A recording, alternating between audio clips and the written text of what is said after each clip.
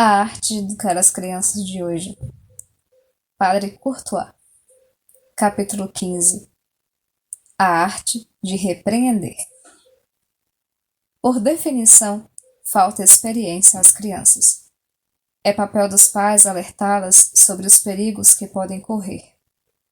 Mas os brados de alerta, incessantes e desproporcionados, acabam por embotar a atenção e a sensibilidade. E quando houver perigo real a prevenir, a intervenção dos pais não será então levada a sério. Há dois excessos a evitar em matéria de educação. O que consiste em jamais intervir, o deixa fazer, o deixa passar, ou a política dos olhos fechados. Faze o que te agrada e deixa-me em paz. Política de demissão que pode culminar em consequências catastróficas. Ou então o excesso que consiste em intervir a cada instante por bagatelas. A verdade, como sempre, está no meio termo. A criança precisa da ajuda do adulto e mesmo quando é pequena, essa ajuda pode consistir numa espécie de adestramento incessante. A lembrança de uma dor, palmada ou ralho, relativa a um gesto ou a uma atitude repreensível. Os bons exemplos e os estímulos ao bem nem sempre bastam em educação. A criança não nasce perfeita. Há nela tendências anárquicas e, às vezes, quando menos se espera, pode manifestar um caráter ciumento, autoritário, independente, associal, dentre outros. É por conseguinte normal que papai e mamãe canalizem, orientem no bom sentido, as jovens forças vivas por uma repreensão que, bem dosada, bem adaptada, aplicada a tempo, contribuirá para que a criança toque com o dedo as fronteiras do bem e do mal, do justo e do injusto. Numa palavra, para formar o seu julgamento moral.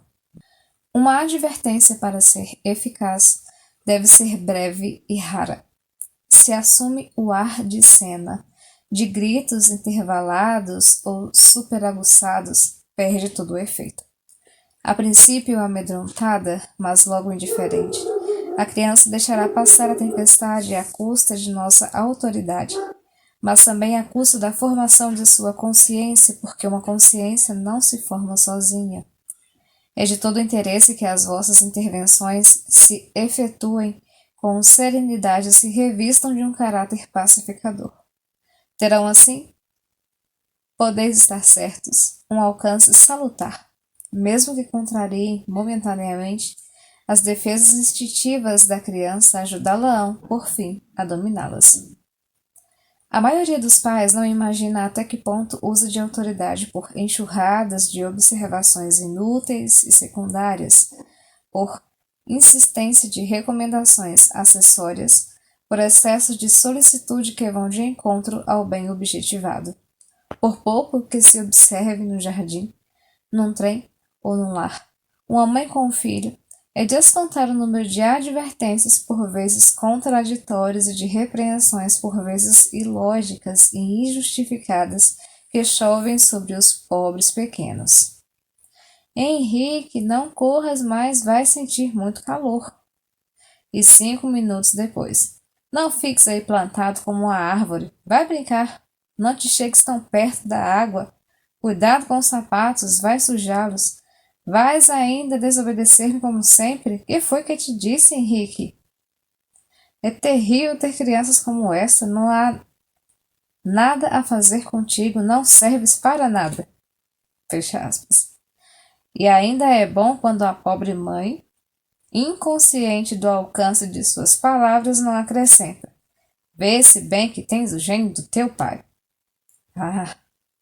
A solicitude maternal só deve exercer-se no caso em que for verdadeiramente necessária. Fazer censura sem fundamento é arriscar-se a falsear a consciência da criança, que não aprende a atribuir às ordens e às interdições a importância relativa que merecem. A criança não se desenvolve como deve, não realiza a sua própria experiência, suportando as consequências de suas tolices ou de suas imprudências. Naturalmente, onde não houver grave perigo. Entre as vantagens oferecidas pelo sistema das reações naturais, encontramos desde logo a de que forneceu ao espírito, em matéria de conduta, aquela noção justa do bem e do mal que resulta da experiência dos bons e maus efeitos. Secundariamente, vemos que a criança, já não experimentando senão as consequências penosas de suas ações más, deve reconhecer mais ou menos claramente a justiça da penalidade. Em terceiro lugar, que a justiça da penalidade sendo reconhecida, e a penalidade tendo sido aplicada pelas mãos da natureza e não pelas de um indivíduo, a criança se irrita menos com ela, enquanto que o pai, não fazendo senão cumprir o dever relativamente passivo que consiste em deixar o sofrimento produzir-se pelas vias naturais, conserva uma calma relativa. Em quarto lugar, que assim, prevenida a exasperação mútua, relações mais suaves, mais fecundas em boas influências, passam a existir entre pais e filhos. Quando uma criança cai ou bate com a cabeça na mesa, sente uma dor cuja lembrança tende a torná-la mais atenta. Se toca na barra de ferro do fogão, se passa a mão na chama de uma vela, ou recebe na pele uma gota de água fervente, a queimadura que sente é uma lição de que não será facilmente esquecida. Uma criança habituada à inexatidão perderá o passeio. Uma criança negligente que perde ou deixa que se quebrem os objetos de seu uso leva os pais à recusa de substituir os objetos perdidos ou quebrados. Mais tarde, uma criança que não cuida das suas roupas vê-se privada de sair com a família para uma excursão ou para uma visita a pessoas amigas. Mais tarde ainda, um rapaz descuidado ou inativo não obtém um lugar cobiçado. Eis os castigos por meio de reações naturais que acompanham as faltas cometidas. A fim de ensinar e fazer com que a criança adquira consciência concreta do alcance, do que diz ou do que faz, um dos meios mais eficazes consiste, sempre que possível, em levá-la a reparar material ou moralmente o mal que causou. Quando se tem de repreender uma criança, é melhor, a menos que o erro seja público, fazê-lo em particular e em voz baixa. Não prolongar além da medida a conversa com a criança que agiu mal. Não aceitar igualmente a discussão. É melhor cortar o assunto sem mais explicações, com o sorriso calmo de quem possui boas razões e não deseja, no momento, expô-las. O delinquente, entre aspas, ultrajado, se esforçará, então, para adivinhar o que não dizeis. Os argumentos que procurará em lugar dos vossos adquirirão, porque ele os terá retirado do seu próprio íntimo, um valor que os vossos não teriam. Não deveis exigir sempre das crianças que reconheçam imediatamente os seus erros. É muito difícil, com efeito, para elas admitir de saída que agiram mal. Se deixam de sustentar teimosamente que estão inocentes, já é uma grande coisa, porque nesse momento, em seu íntimo, já estão perto de se reconhecerem culpadas e de se renderem completamente às vossas razões. O que é preciso evitar a todo custo quando se faz uma observação a uma criança é compará-la a uma outra. Olha como teu irmão é bonzinho. Ah, se fosse sempre como um Jaimezinho, etc.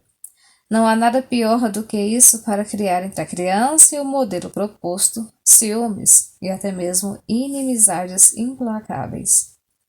Nunca ressuscitar, a propósito de um acidente qualquer, todas as velhas mágoas.